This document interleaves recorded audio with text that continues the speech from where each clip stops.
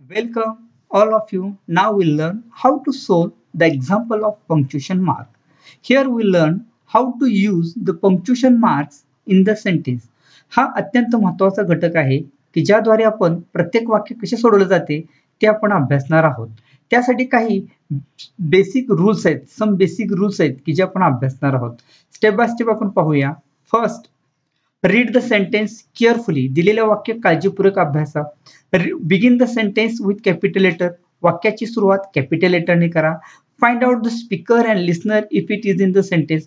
वाक्यात जर speaker and listener बोलणार आणि ऐकणार असेल तर ते शोधा.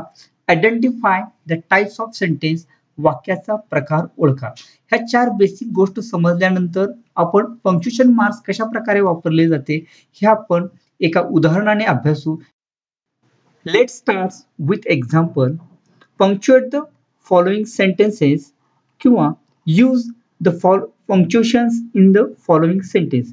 पुढील दिलेल्या वाक्यामध्ये विरामचिन्हांचा योग्य वापर करा.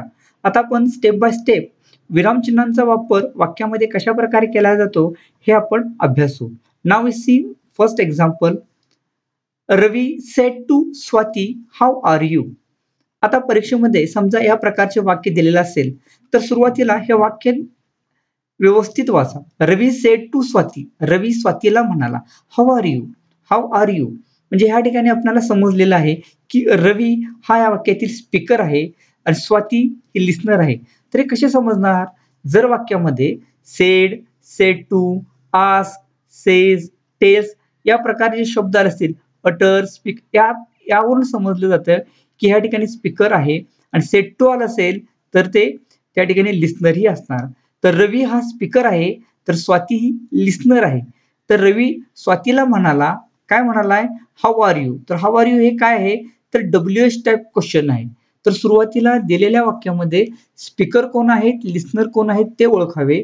त्यानंतर ते जे वाक्य बोललेलं आहे ते कुठल्या प्रकारचे वाक्य आहे, प्रश्नार्थक आहे, साधे आहे की उद्गारवाचक वाक्य आहे का आज्ञार्थी वाक्य आहे. वाक्यांचा प्रकार ओळखल्यानंतर आता याचे उत्तर कसे लिहावे तर वाक्याची सुरुवात हे नेहमी कॅपिटल पाहिजे. तर त्यात रवी मधला R capital, said to Swati, Swati मधील एस कॅपिटल, त्यानंतर कॉमा, इन्व्हर्टेड कॉमाच्या आत हाऊ आर यू, यू नंतर प्रश्नार्थक चिन्ह आणि वाक्य पूर्ण. तर ह्या ठिकाणी आपण अवतरण चिन्हाच्या आतील येणारे प्रत्येक वाक्याची सुरुवात ही कॅपिटल करावी. विशेष नामाचे पहिले अक्षर हे कॅपिटल करावे आणि प्रश्नार्थ वाक्य असेल तर त्या वाक्याच्या शेवटी प्रश्नचिन्ह आणि इन्व्हर्टेड कॉमा हा वाक्याच्या बरोबर जे एखाद्या व्यक्तीचे तोंडचे शब्द जसेच्या तसे सांगायचे असतील तेव्हा आपण ते सर्व वाक्य हे आपण इन्व्हर्टेड कॉमामध्ये लिहितो.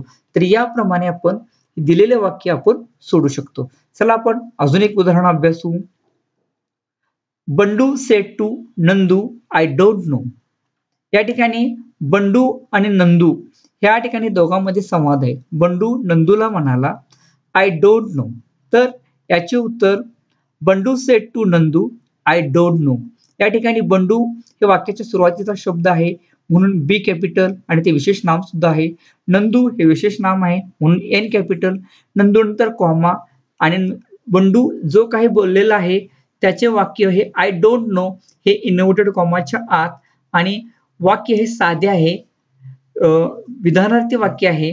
आय डोंट नो, डोंट नंतर अपॉस्ट्रोफी एनटी देणे गरजेचं आहे कारण की या ठिकाणी एनटी ह्या एन अपॉस्ट्रोफी टी जोडलेला आहे म्हणून या ठिकाणी अपॉस्ट्रोफी एनटी गरजेचा आहे. वाक्याच्या शेवटी पूर्ण विराम आणि बोललेले वाक्य हे अवतरण चिन्हाच्या आत. चला आपण आता अजून एक वेगळे उदाहरण अभ्यासू.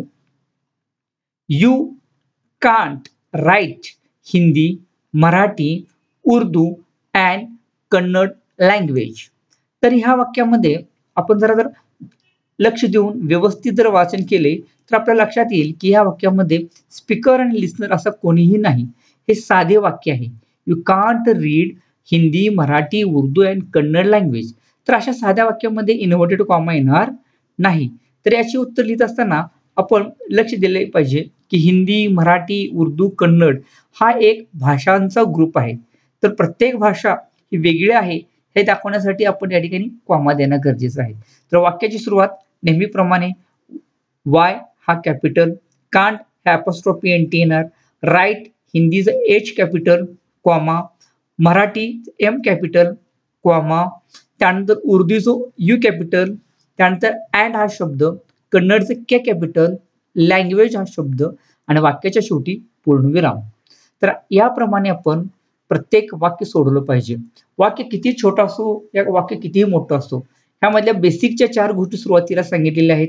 वाक्य व्यवस्थित वाचन केलं पाहिजे. स्पीकर कोण आहे, लिस्नर कोण आहे ते पाहायला पाहिजे. त्यानंतर स्पीकर लिस्नर असेल तर ते जे वाक्य बोललेलं आहे ते वाक्य कोणत्या प्रकारचे आहे ते पाहिले पाहिजे. त्यानंतर जर स्पीकर लिस्नर नसतील तर वाक्य साधा असेल तर त्या साध्या वाक्यामध्ये कॉमा कोणत्या ठिकाणी आला पाहिजे हे पाहिलं पाहिजे आणि वाक्य सोडवले पाहिजे. For the practice here are some examples of the how to use the punctuations. या ठिकाणी 10 उदाहरणं दिलेली आहेत. या सर्व उदाहरणांचा स्क्रीनशॉट घ्या आणि हे सर्व उदाहरणं आपल्या वहीमध्ये सोडवा. ज्या काय तुम्हाला 4 बेसिक गोष्टी दिलेल्या आहेत त्यांचा वापर करून आपण हे सर्व उदाहरणं सोडवण्याचा प्रयत्न करा. जर तुम्हाला एखादं उदाहरण नाही समजलं असेल तर तुम्ही कमेंट्स बॉक्समध्ये सांगा. Thank you for watching this video. Please subscribe and share with your friends.